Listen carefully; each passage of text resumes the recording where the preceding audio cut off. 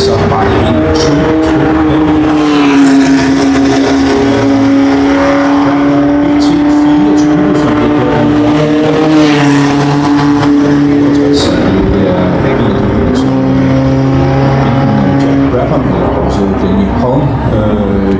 jeg tror faktisk, det var Jack Brabham, eller kan det være Jochen Ring. Nu bliver jeg lige pludselig i tvivl i 68, hvem der egentlig var Brabhams teamkammerat, men Brabham var i hvert fald i 1968, der var han forsvarende verdensmester i Formel 1.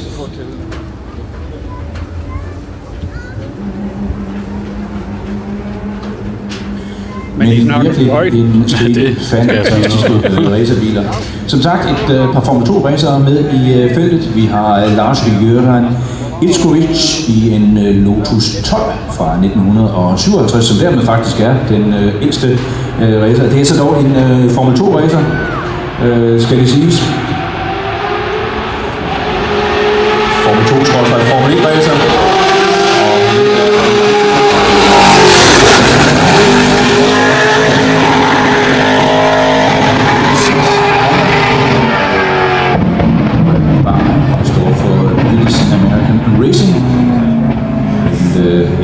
Racerteam, som var sponsoreret af British American Tobacco, BAT, som jo blandt andet havde en stribe forskellige cigaretmærker. Lucky Strike var en af dem.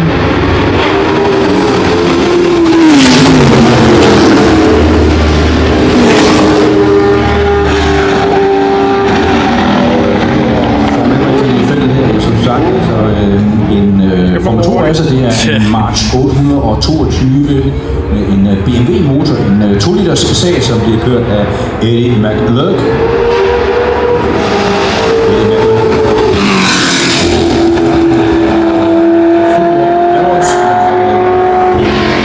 Den har han altså ikke været i stand til at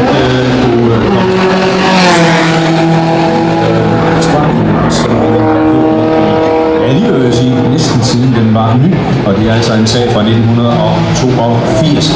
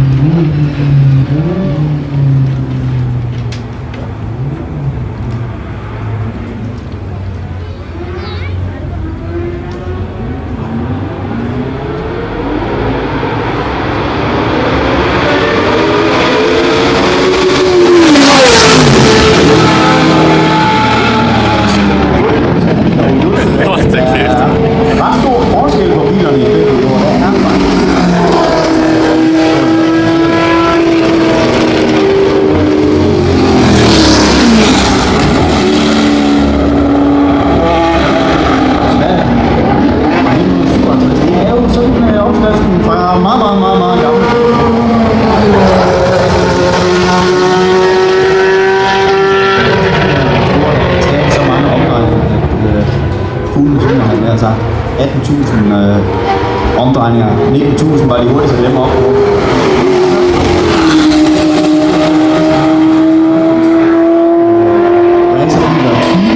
Det er jo en Formel 1-bil fra 60'erne uden aerodynamiske hjælpemidler, det man kan kalde en bar cigar, i det her tilfælde en Brabham BT24.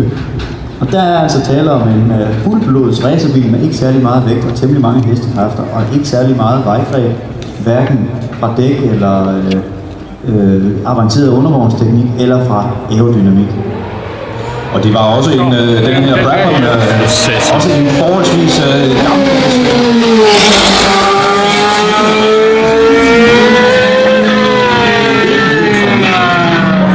Rørrammekonstruktioner, hvor at det jo i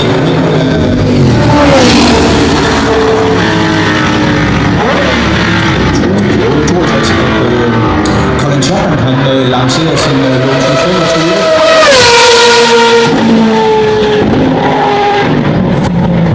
Det er simpelthen lavet i form af godt. Det var lige, der var så røg. Ja. Det sammen. Og hvis vi så går frem til de mere moderne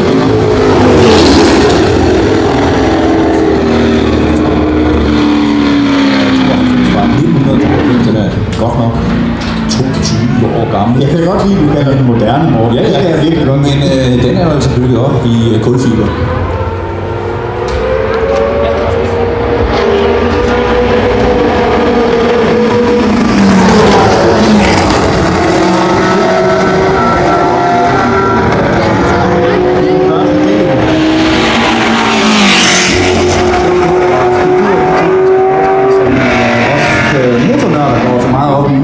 Om det er rør, om det er forkromet, eller om det er et stykke af kulfiber, der er bukket, eller hvad det er. Det kan godt for nogen være sort snak, men her kan man faktisk nede i paddock-området, så kan man få syn for sagen. Man kan simpelthen stå og kigge ned på den mindste detalje, og i øvrigt nyde, hvor flot de gamle af dem er renoveret og lavet.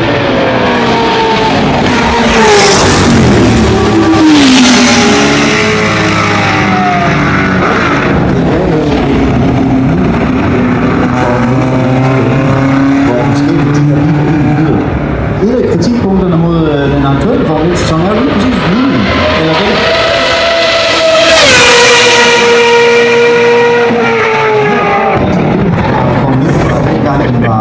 Respekt på det. Der er ingen turbobiler i det her felt, og turboerne dæmper jo udstødningslyden en lille smule. Der er simpelthen bare fri musik her, og det er der så forskellige melodier, vi spiller.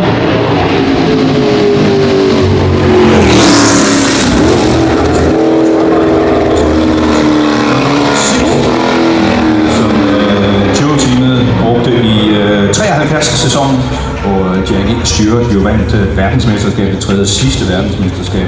Og bilen her, Toyoten der, den er blevet fragtet hertil i teamets originale transporter.